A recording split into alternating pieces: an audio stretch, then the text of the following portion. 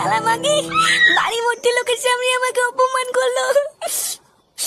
লেউরি আমি নাকি বাথরুমে ওকে মেরে মেয়েদের চান করা দেখেছি। হ্যাঁ বাড়া দেখেছি তো কি আছে, বাড়া চান করলে দেখবো না নাকি? হ্যাঁ তাই বলে এইভাবে বাড়ি ভর্তি লোকের সামনে বাবাও আমাকে সবার সামনে মারলো। দাঁড়া বাড়া, সবার সামনে আমাকে অপমান করে মেরে তাড়ি দিয়ে তোরা মজা করবি? হ্যাঁ কানকির ছেলে দেখাচ্ছি মজা, দাঁড়া।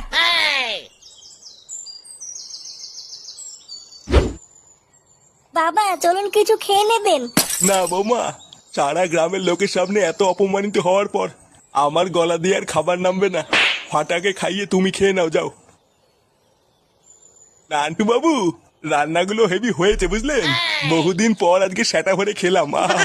আর মাছের ঝোলটা যা হয়েছে না, এখনো মুখে লেগে আছে। আমি তো ভাবছি বাড়ি গিয়ে গিন্নির হাতে একটা বাটি দিয়ে পাঠাবো। আচ্ছা পাঠিয়ে দেবেন।